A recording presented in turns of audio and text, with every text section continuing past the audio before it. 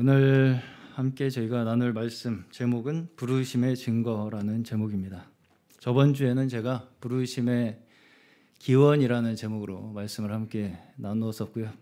오늘은 이제 창세기 23장 말씀을 함께 가지고 부르심받은 자의 인생의 정리가 어떻게 되고 있는가, 이것을 함께 좀 살펴보겠습니다. 자, 이제 23장에서 중요하게 일어나는 한 가지 사건은 아브라함의 아내 사라가 세상을 떠나는 사건입니다. 1절부터 보시면 127세를 사라가 살았다, 이렇게 기록이 되고 있습니다. 성경에서 여성의 연한을 기록한 경우는 사라 한 사람밖에 없습니다. 그만큼 사라는 이 아브라함 언약에 있어서 그 생명의 유업을 잇는 그 동반자로서의 아주 중요한 역할을 하고 있는 인물이다, 이렇게 우리가 볼 수가 있습니다. 자, 근데 이제 23장을 우리가 함께 읽어 보셨지만 그 이야기의 거의 대부분의 분량이 어떤 이야기로 이루어져 있습니까? 막벨라 굴을 사는 이야기가 사라가 죽은 이야기의 거의 대부분을 차지하고 있는 것을 우리가 볼 수가 있습니다. 그렇죠? 자, 이제 이 막벨라 굴에는 아브람도 들어가고 이삭도 들어가고 리브가도 들어가고 야곱도 들어가고 또 야곱의 아내 레아도 들어갑니다.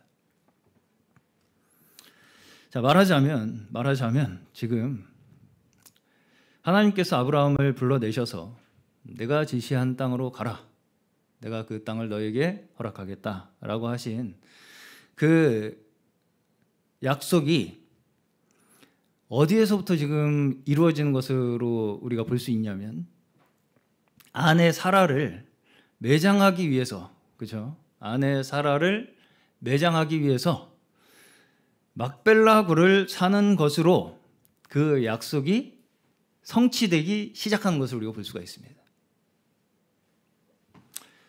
자, 오늘은 그래서 그 굴곡지고 또 험난했던 인생이 왜 매장지를 구입하는 것으로 마무리되고 있는가, 이것을 함께 오늘 살펴보도록 하겠습니다.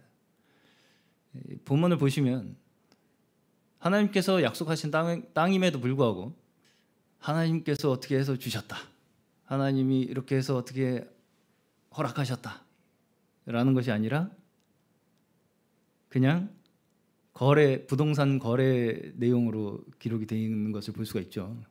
부동산 계약서 작성하는. 왜 이런 사건으로 아브라함의 이야기가 마무리되고 있는가? 아브라함이라는 인물로 우리에게 계시되는, 우리에게 가르치고자 하시는 핵심적인 주제는 믿음입니다. 믿음이 무엇인가? 자, 근데 하나님께서는 사람을 가르치실 때 언약이라는 형태로 우리에게 계시하십니다. 믿음을 가르치실 때 언약을 통해서 우리에게 믿음을 가르치신다는 거예요. 아브라함에게도 하나님께서 계속해서 약속을 하시면서, 그렇죠? 하나님께서 약속하시면서 그에게 그 약속을 통해서 믿음을 가르치시는 것을 우리가 이제까지 계속해서 확인한 바가 있습니다. 그래서 이제 이 왜 약속을 통해서 하나님께서는 아브라함에게 믿음을 가르치셔야만 했는가, 이것에 대해서 저희가 저번 주에 부르심의 기원이라는 제목의 말씀으로 함께 나눈 것입니다. 자, 그러면 다시 한번 아브라함이 부르심을 받게 되는 배경이 무엇이었습니까? 바벨, 창세기 11장에 기록된 바벨탑이 건설되는 그 사건, 그 바로 직후에 이어지는 것이 거기에서 아브라함이 부르심받은 사건입니다.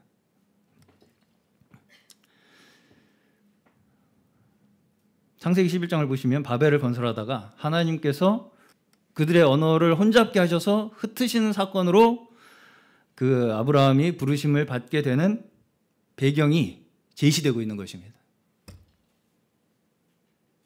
자, 그러면 바벨이 제가 무엇이라고 말씀드렸습니까? 저번 주에. 바벨이 무엇인가? 바벨. 우리가 바벨 하면 그냥 뭐 나쁜 거지 뭐.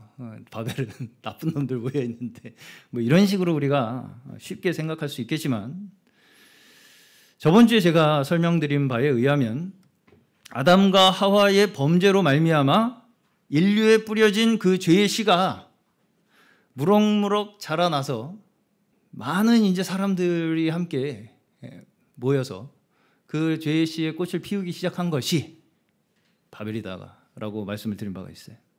자, 이것을 다시 한마디로 이야기를 하면 인간이 스스로 만든, 한마디로 에덴, 내가 에덴을 만들어 보겠다, 이게 바벨이에요. 자, 바벨을 건축하겠다고 한 그 사람들의 동기가 무엇이었습니까? 하나님을 떠나서 내 힘으로, 우리의 이름을 스스로 우리가 직접 날려서 흩어짐을 면하자. 그렇죠? 이것이 사람들이 모여서 바벨을 건축하게 된 동기였습니다. 자신의 생명을 스스로 보장하고자 하는 것이 이 바벨을 통해서 사람들이 추구하고자 하는, 얻어내고자 하는 것이었습니다.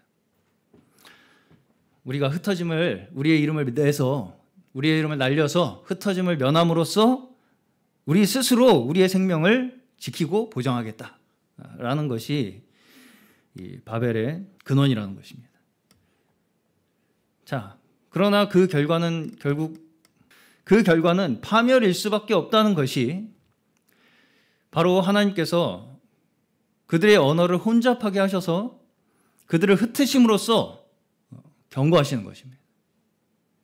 너희의 그 계획은 성공할 수 없다는 것을 하나님께서 경고하시기 위해서 그들의 언어를 혼잡하게 하셔서 그들을 흩으신 거예요. 자, 사실은 우리가 수많은 언어들이 지구상에 존재하죠. 작은 부족조차도 자기 언어를 가지고 살아가는 것을 우리가 볼 수가 있습니다. 그렇게 수많은 언어로 나뉘어진 것이 뭐의 결과예요? 바벨의 결과죠. 죄의 결과입니다. 죄로 말미암아 우리가 징계받은 증거예요. 우리의 언어가 다 이렇게 뿔뿔이 흩어진 것이 우리 인류의 죄가 불러온 징계라고요. 징계의 증거라고요. 자, 물론 우리가 외국어를 잘 배워서 해외에 많은 또 성도들과 함께 교류하는 것은 필요한 일입니다. 자, 그러나 원래 하나님께서 우리 사람을 만드실 때는 언어가 몇 개였어요? 하나였어요. 하나. 하나인 게 더 좋습니까? 여러 개인 게 더 좋습니까? 말할 필요가 없죠. 지금 불편하잖아요, 사실. 그렇죠? 이게 사실은 저주의 상황이라는 거예요. 사람이 다 언어가 뿔뿔이 흩어져가지고 서로 의사소통이 되지 않게 된 것이 이게 축복이 아니라 저주라는 것입니다. 자, 분명히 성경에서는 언어를 혼잡하게 하셨다 이렇게 말씀합니다. 하나님께서 언어를 혼잡하게 하셨다. 그래서 이 바벨에서 언어를 혼잡하게 하시는 사건이 어디에서 좀 해결되는 것을 확인할 수가 있냐면 어디겠어요? 사도행전에 각기 지역의 방언으로 서로 의사소통의 장벽이 허물어지는 사건을 우리가 볼 수가 있습니다. 오순절 성령 강림 사건에 각기 지방의 방언들이 갑자기 나옴으로써 이 하나님의 말씀이 언어의 장벽으로 가로막히는 그 일이 사라졌다고요. 그렇죠? 자, 말하자면 우리에게 임한 이 저주, 흩어짐의 저주, 그렇죠? 흩어짐의 저주입니다. 결국 우리가 지금 당한 저주는 흩어짐의 저주예요. 이 흩어짐의 저주는 결국은 뭐에 있다는 것입니까? 그 근원이 우리 서로 의사소통이 안 되고 있는 것에 있다는 것입니다. 솔직히 같은 한국말 해도 이 사람이 한국말을 하는 건지 외국어를 하는 건지 모를 때가 있습니다. 그렇죠? 이미 우리는 죄로 말미암아 혼잡되어 있다는 것을 기억해야 합니다. 우리는 이미 죄로 말미암아 혼잡되어 있는 상태에 처해 있는 것을 우리는 기억해야 돼요. 그렇죠? 우리가 하나 되지 못하는 그 자체가 우리에게는 저주라는 것입니다. 한마디로. 왜 그러면 의사소통이 우리가 잘 안 됩니까? 다 내 말만 하니까요. 내가 하고 싶은 얘기만 하니까. 그렇죠? 내가 하고 싶은 내 생각만 주장을 하니까 의사소통이 안 되는 거잖아요. 자, 지금도 인류는 뭔가를 열심히 계속해서 쌓아 올립니다. 그렇죠? 철학으로, 과학으로, 또 종교로 여러 가지 것들로 열심히 쌓아 올립니다. 자, 그럼에도 불구하고 그 가운데 영원한 것이 있다는 것입니까? 없습니다. 영원할 것 같았던 로마 제국도 지금은 콜로세움 하나 남아서 콜로세움으로 로마는 운영이 되고 있습니다. 큰 수입원이라고 하더라고요. 콜로세움이.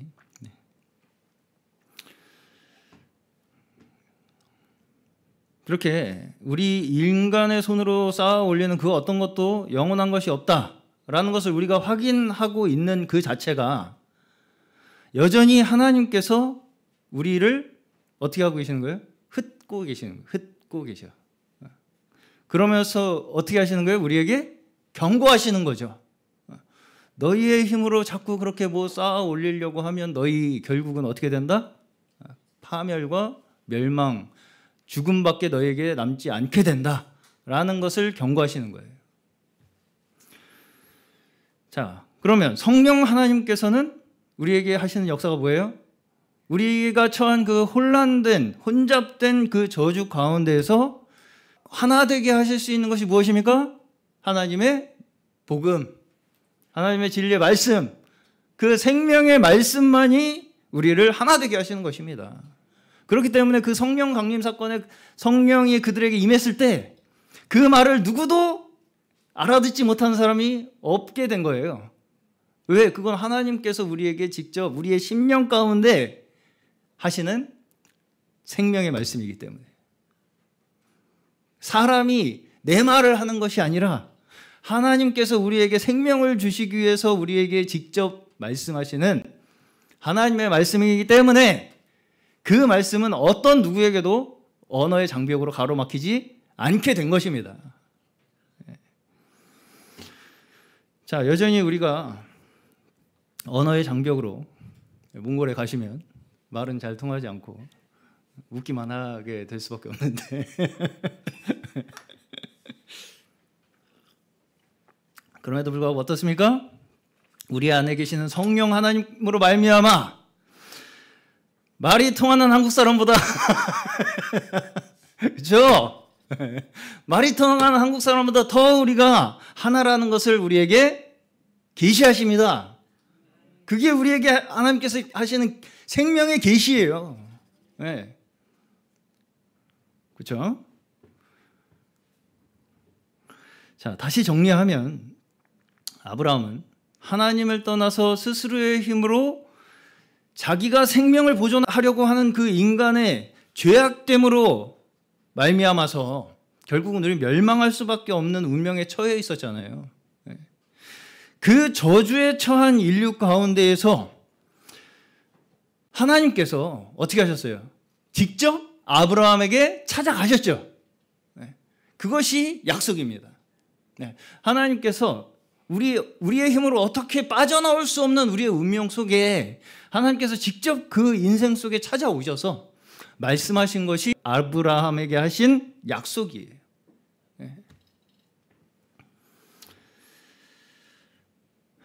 그러면 그 약속이 무엇입니까? 약속의 내용이 뭐예요?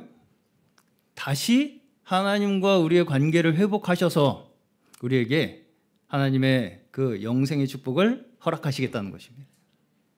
하나님께서 그 관계 속에 우리를 다시 불러오셔서 하나님 아버지와 우리 자녀된 우리의 관계를 다시 회복하셔서 하나님의 생명을 받은 우리 자녀들에게 그 영생의 축복을 누리도록 허락하시겠다. 이것이 약속의 내용입니다. 이 관계를 회복하기 위해서 계속해서 하나님께서 사용하시는 방법이 약속입니다. 약속. 하나님께서 약속하심으로써 우리에게 말씀하시는 거예요. 자, 그래서 우리가 이 하나님께서 약속을 하시는 이 말씀에 동의를 하는 것을 하나님께서는 의로 여기신다라는 것입니다. 자, 그러면 하나님의 약속의 핵심이 뭐예요? 우리의 죄를 대신해서 하나님께서 그 값을 대신 피로 치르셨다는 것을 믿는 자들에게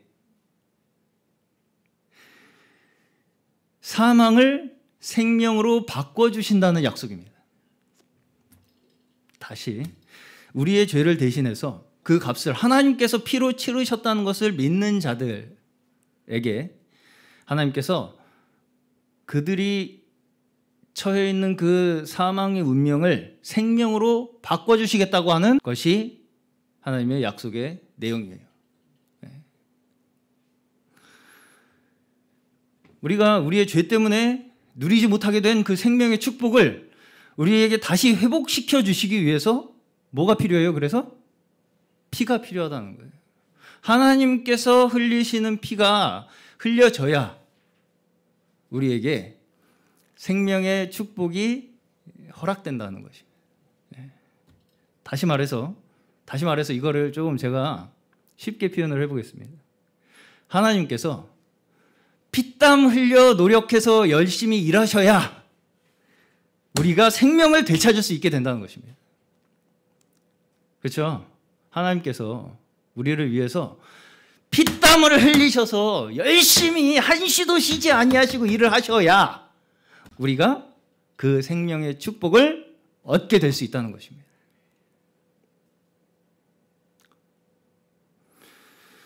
그렇기 때문에 예수께서 십자가에서 흘리신 피는 결국은 무엇을 말씀하는 거예요? 그러면 하나님께서 열심히 피땀 흘려 일하신 증거라는 것입니다. 왜? 우리를 구원하시기 위해서 하나님께서 한시도 쉬지 아니하시고 그 모든 힘을 우리에게 쏟으셔서 피땀을 흘리셔서 우리를 구원하시는 하나님의 그 열심이 예수 그리스도께서 십자가에서 흘리신 피로 우리에게 나타나는 거예요.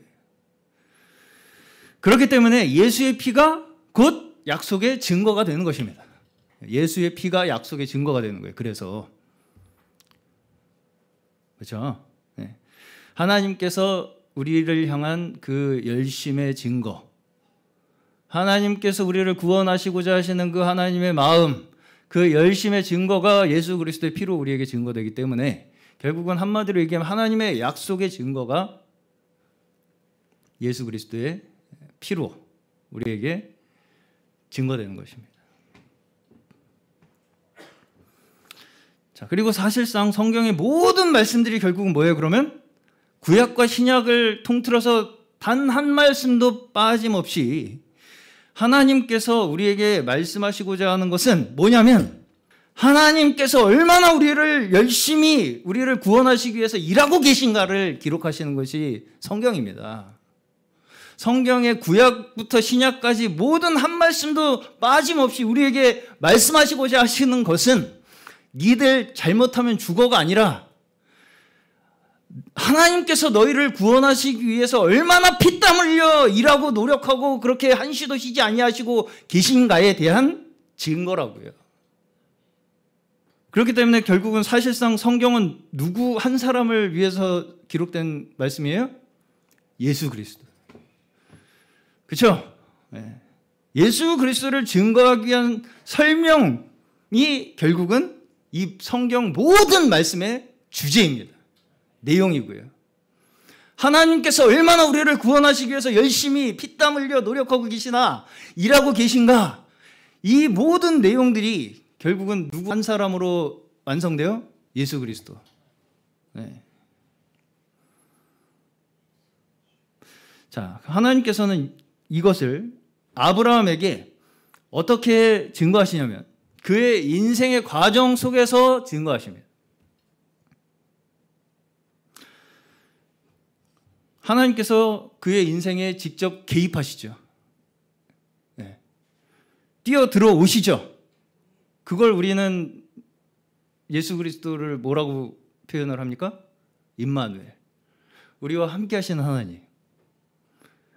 이 우리와 함께 하시는 임마누엘 하나님이 아브라함에게는 있었어요, 없었어요? 있었죠. 직접 찾아오셨잖아요, 하나님께서. 말씀하셨죠, 약속하시고. 네. 도우시고 인도하시고. 그렇죠? 네. 그럼으로써 아브라함 스스로의 힘으로는 결단코 이룰 수 없었던 그 축복의 결과를, 그렇죠? 생명의 결과를 하나님께서 주시겠다는 약속을 하시고 또 그 약속에 대한 확인을 아브라함에게 계속해서 시켜주심으로써 아브라함을 통해서 우리에게 뭘 지금 말씀하시는 거예요? 믿음이 무엇인가를 말씀하고 계시는 거라고요. 그렇죠? 우리 힘으로는 이룰 수 없었던 그 생명의 축복을 하나님께서 우리에게 주시겠다라는 그 약속을 하나님께서 아브라함에게 하시고 그 약속이 이루어지는 것에 대한 확인을 아브라함에게 시켜주심으로써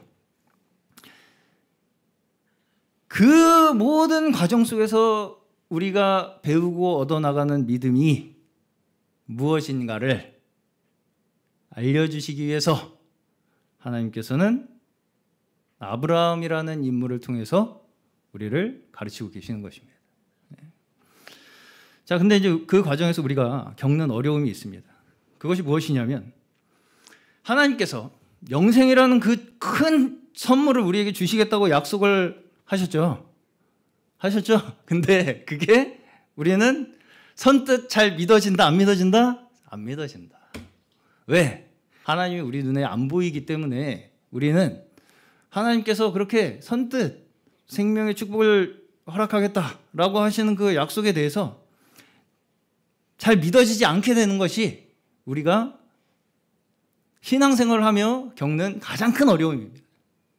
그러면 그것을 가장 방해하는 것이 무엇이겠습니까? 내가 이 세상을 볼 때에, 내가 나를 볼 때에 이게 진짜인가? 그 의심이 끊이지 않는다는 거예요, 우리의 삶 속에. 정말 내가 영생의 축복을 받을 수 있다는 거야? 이게? 이런데 내가 지금?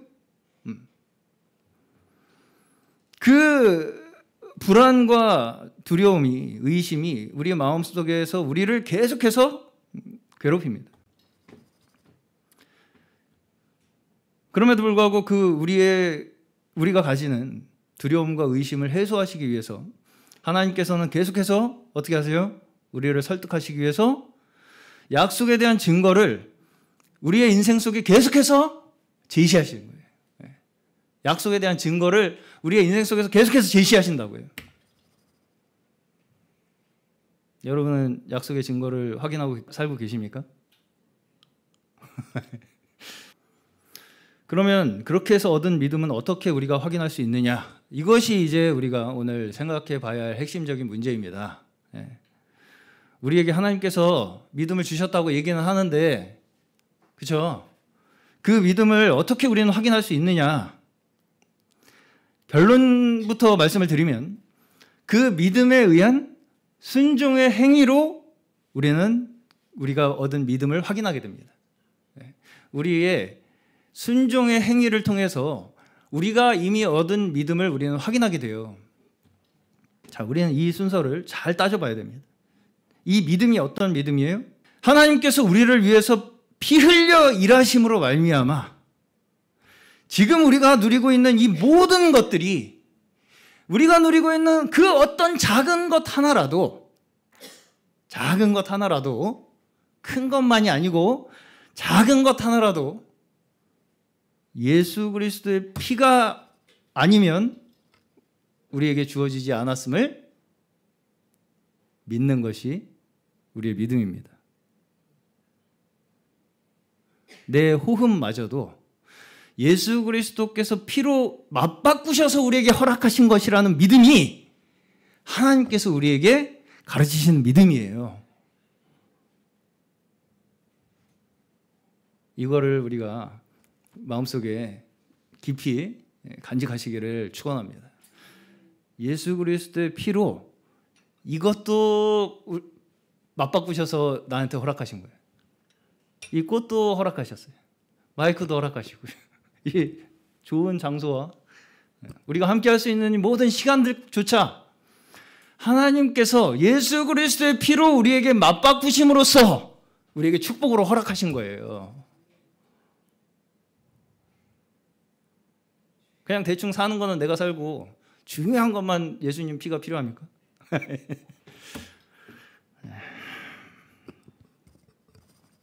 이 믿음이 우리에게 영생의 소망을 가지게 하는 믿음입니다. 이 믿음이 우리에게 영생의 소망을 가지게 하는 믿음이에요. 네. 큰 일에서만 뭔가 이렇게 내가 막 뭔가 눈에 보이는 결과를 얻어야지 내가 그때서야 믿어보겠다 라고 하는 것은 우리에게 영생의 소망을 주지 못합니다. 그런 식의 믿음은 물론 그 믿음도 우리를 성장하게 할 수 있겠지만 그것만으로 우리가 내 믿음을 확인하겠다, 하나님의 약속을 확인하겠다라고 한다면 그것은 우리에게 궁극적으로 영원한 우리의 영생의 소망을 우리에게 주지 못해요. 자, 그러면 이 믿음을 가진 자가 사는 삶의 행동의 결과가 어떻게 나타난다는 것입니까? 우리도 우리의 생명을 맞바꾸어서 다른 이들에게 하나님의 약속을 증거하는 것으로 우리의 삶의 믿음의 삶이 나타나는 것입니다. 예수께서 우리를 위하여 맞바꾸셔서 그 피로 맞바꾸셔서 우리에게 허락하신 축복을 믿는 자들의 삶은 우리의 목숨도 맞바꿈으로 말미암아 하나님의 약속을 증거하는 삶을 살게 된다고요. 내 스스로 내 힘으로 내 생명을 보존하겠다고 하는 그 사람의 죄악된 본성은 결코 내 이름을 스스로 내가 내려놓을 수 없어요. 자, 심지어 희생이나 봉사조차 자신의 이름을 날리기 위한 목적이 되는 것이 타락한 인류의 모습이라고 말씀합니다. 그 말씀이 어디 있냐? 고린도전서 13장 3절에 있습니다. 모든 소유를 나누어 줄지라도 내가 자랑 삼아 내 몸을 넘겨줄지라도 사랑이 없으면 아무 유익이 없다. 그렇죠? 사랑이 없어도 자랑 삼아 내 몸을 넘겨줄 수가 있다는 거예요. 자랑 삼아 내 모든 소유를 나누어 줄 수가 있다는 거예요. 왜? 내 이름을 날리려고. 오직 우리의 믿음은 예수 그리스도의 증거로 말미암아 저희에게 주어진 것입니다. 이것이 사랑이에요. 하나님의 사랑. 오직 예수 그리스도의 증거로 말미암아 우리에게 허락하신 것이 하나님의 사랑으로 주신 영생의 축복입니다. 우리가 행하는 그 모든 것이 다 이 안에서 이루어져야 한다는 것을 말씀하는 거예요. 예수 안에서. 그래서 우리는 항상 찬송도 예수 안에서, 주 약속 안에서. 그렇죠? 그 예수 안에 있다는 것이 뭘 의미하는 것이냐? 내 이름을 날리기 위해서 행동하지 아니하고 살지 아니하고 하나님께서 우리에게 허락하신 그 증거 안에서 살아나가는 것이 예수 안에 우리가 살아가는 우리의 믿음의 삶이에요. 그것이 우리가 예수 그리스도 안에서 그 형상을 따라 의와 거룩함이 우리에게 이루어져 가는 유일한 길입니다. 그 약속의 증거 안에서 사는 것이. 자, 로마서 6장 4절에서 5절입니다. 그러므로 우리는 세례를 통하여 그의 죽으심과 연합함으로써 그와 함께 묻혔던 것입니다. 그것은 그리스도께서 아버지의 영광으로 말미암아 죽은 사람들 가운데서 살아나신 것과 같이 우리도 또한 새 생명 안에서 살아가기 위함입니다. 우리가 그의 죽으심과 같은 죽음을 죽어서 그와 연합하는 사람이 되었으면 우리는 부활에 있어서도 또한 그와 연합하는 사람이 될 것입니다. 아멘. 아멘. 자, 이 로마서 6장 4절과 5절의 말씀이 소위 우리가 성화의 삶을 사는 모습을 우리에게 설명하는 것입니다. 성화. 네. 자, 4절에 보시면 예수께서 부활하신 것과 무엇을 동일하게 놓고 있냐면, 무엇을 동일하게 놓고 있습니까? 예수가 부활하신 것과 우리가 새 생명 가운데서 행하는 것을 동일한 선상에 놓고 이야기를 하고 있습니다. 그렇죠? 네. 다시 한번 떼어줘 보시겠어요? 4절. 그렇죠? 그리스도께서 아버지의 영광으로 말미암아 죽은 사람들 가운데서 살아나신 것과 같이 우리도 또한 새 생명 안에서 살아가기 위함입니다. 그렇죠? 네. 자, 여기서 보시면 예수께서 부활하신 것이 예수님이 스스로 슈퍼파워로 살아나셨다고 이야기합니까? 그렇지 않죠. 어떻게 살아나셨어요? 아버지의 영광으로 말미암아. 하나님 아버지께서 죽은 사람들 가운데서 일으켜 세우신 거죠. 그렇죠? 그와 같이 우리가 그 형상을 닮아가는 우리의 성화의 삶도 아버지의 영광으로 말미암아 하나님께서 우리를 그렇게 행하게 하신다는 것입니다. 이걸 우리가 믿을 수 있으시기를 축원합니다. 이것이 우리가 그리스도 안에서 연합된 자들로서 그리스도의 그 증거 되신 연장선에서 우리 또한 증거가 되는 그 우리의 신자의 모습이라는 것입니다. 그리스도 안에서 우리가 연합된 자들이라는 말의 뜻이 무엇이냐면 그리스도께서 우리에게 증거하신 그 영생의 축복의 증거를 우리 또한 계속해서 이어서 살아나가는 것, 그것이 우리 신자의 모습이라는 것입니다. 그것이 우리가 성화되는 삶의 모습이라고요. 자, 좀 어렵게 들리실지 모르겠지만, 자, 사실상 결론적으로 우리의 구원은 무엇으로 증거됩니까? 우리의 성화의 삶을 통해 증거되는 거예요. 우리의 구원이라는 것이 나 구원 받았으니까 이제부터 성화 이런 어떤 절차로 이루어지는 것이 아니라 우리의 성화의 삶을 살아 나아가는 것으로 우리의 구원이 확인되는 거라고요. 자, 그렇다면 오늘 아브라함이 무덤을 사는 장면에서 왜 무덤을 그렇게 마련하려고 했겠습니까? 아브라함에게 하나님께서 영생의 약속을 주셨죠. 그 약속을 누구를 통해서 이루시겠다고 약속하셨습니까? 후손을 통해서. 그러면 아브라함은 후손들에게 그 약속을 남기고 싶겠죠. 하나님께서 나에게 이런 약속, 이런 말씀을 하셨고 약속을 하셨다. 이걸 남기고 싶겠죠. 자, 물론 아브라함은 자녀들에게 그 하나님의 약속에 대한 말씀과 교훈들을 직접 자녀들에게 가르쳤을 것입니다. 자, 그러나 성경에서는 아브라함이 자녀를 어떻게 똑바로 교육했는가 보다 자신의 무덤을 통해서 후손들을 위한 교훈을 남기는 것으로 그 믿음의 유산을 이어가고 있다 라는 것을 자세히 기록하고 있어요. 그렇죠? 네. 자, 사실상 성경은 장례식을 하는 것과 같다 이렇게 말씀을 할 수가 있습니다. 네. 자, 우리가 어떤 사람의 장례식에 갔을 때 어때요? 그 사람의 인생을 다시 되돌아보면서 살았을 때와 또 그의 인생이 어떻게 맞춰졌는가를 기억하게 됩니다. 말하자면 아브라함과 사라가 죽은 후에 그들의 삶이 어떠했는가를 다시 한번 우리가 되돌이켜 보면서 무엇을 배우게 된다는 거예요? 믿음이 무엇인가를 배우게 된다는 것입니다.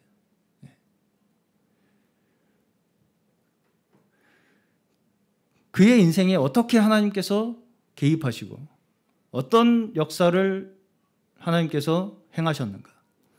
하나님의 약속이 그들에게 어떻게 소망이 되어서 그의 인생을 변화시켰는가에 대한 그 증거로 살아간 그 사람의 무덤을 통해서 우리는 우리의 인생 속에서 증거하시는 하나님의 약속을 확인하게 되는 거예요. 그것을 지금 아브라함은 자신의 소유를 맞바꾸어서 자기의 무덤을 사는 것을 통해서 약속의 땅을 얻게 되는 기초가 마련되고 있는 것을 볼 수 있습니다. 내 소유를 맞바꾸어서 그 묘지를 사요. 내가 사는 땅을 사는 게 아니라, 살기 위한 땅을 사는 게 아니라 묘지를 사요. 그걸 통해서 하나님의 약속의 땅을, 그 약속의 영생의 소망을 후손에게 이어가기 위해서 그 기초를 마련하는 것을 볼 수가 있다고요. 자, 하나님의 나라는 우리가 하나님의 증거로 살다가 죽은 그 자리에서 세워지는 것입니다. 좀 애석하시겠지만 하나님의 나라는 우리가 하나님의 증거자들로 살다가 죽은 그 자리에서 세워지는 거라고. 여러분께서는 우리의 장례식에 우리의 인생이 어떻게 기록되기를 바라십니까? 내 이름을 날리기 위해서 최선을 다하다가, 그렇죠? 이 세상 모든 위인들이 다 자기 이름을 날리기 위해서 최선을 다하다가 살다가 죽은 사람들이 많죠. 그런 이름들이 이 세상에 보탬이 많이 됐습니까? 얼마 못 가 잊혀지는 그런 이름이 되지 않으시기를 축원합니다. 하나님께서 직접 우리의 이름을 창대하게 하셔서 영원 무궁토록 우리를 믿음의 증거로 삼으신다는 거예요. 우리가 믿음의 증거로 남는 우리의 삶이 바로 영생의 소망을 가지고 사는 자의 증거라는 것입니다. 자, 마지막으로 고린도후서 6장 9절에서 10절입니다. 이름 없는 사람 같으나 유명하고 죽는 사람 같으나 보십시오, 살아 있습니다. 징벌을 받는 사람 같으나 죽임을 당하는 데까지 이르지 않고 근심하는 사람 같으나 항상 기뻐하고 가난한 사람 같으나 많은 사람을 부유하게 하고 아무것도 가지지 않은 사람 같으나 모든 것을 가진 사람입니다. 아멘. 유명해지는 유일한 길이 있는데요. 무엇입니까? 믿음의 증거가 되는 것입니다. 믿음의 계보에 우리의 이름을 올리는 것이 진정 우리의 이름이 창대해지는 방법입니다. 근데 그 길이 어떻다는 거예요? 그 길이 이 땅에서 우리의 육신의 눈으로 보기에는 죽는 것처럼 느껴진다는 것입니다. 또 근심으로 느껴진다고요. 또 아무것도 안 가진 것처럼 느껴진다는 것입니다. 아브라함이 나그네와 같은 인생을 그렇게 끝까지 살았듯이. 그렇죠. 그럼에도 불구하고 어때요? 결코 죽지 않고 근심이 있지만 기뻐할 수 있는 것이 우리 믿음의 증거자들이 누리는 삶의 축복인 줄로 믿습니다. 아브라함이 나그네였음에도 불구하고 그의 말년에 보시면 오늘 23장 보시면 그 헷족 속 사람들이 그를 뭐라고 부르냐면 당신은 하나님께서 우리에게 세우신 지도자다 이렇게 부릅니다. 그럼에도 불구하고 아브라함은 자기의 그 나그네된 위치를 끝까지 유지해요. 자, 겉으로 그렇게 보잘것없는 것 같이 보일지라도 사람들이 아브라함을 볼 때 뭘 느낀다는 거예요? 사람들에게 평안과 위로와 기쁨을 주고 또 관용과 용서로 남에게 베풀 줄 아는 것이 우리 하나님의 백성들이 가진 명예요, 진정한 품위 있는 믿음의 삶이라는 것입니다. 그렇죠? 하나님의 백성의 명예, 우리 하나님의 백성이 가져야 할 품위가 무엇이냐면 없어도 베푸는 거예요. 그렇죠? 근심해도 기뻐하는 거예요. 죽는 것 같이 느껴질지라도 그 영생의 소망을 끝까지 붙잡고 나아감으로써 이 세상에 그 생명의 소망을 나누는 것이 우리 신자들이 이 땅에서 가진 명예요, 책임이요, 축복인 줄로 믿습니다. 오늘 저희 모두가 저희의 눈에 보이는 대로의 저희의 생각과 판단이 아니라 오직 하나님의 약속으로 우리에게 허락하시는 그 믿음이 우리의 소망이 되어서 그 소망이 우리의 삶의 증거가 되는 저희 모두 되시기를 주의 이름으로 간절히 축원합니다.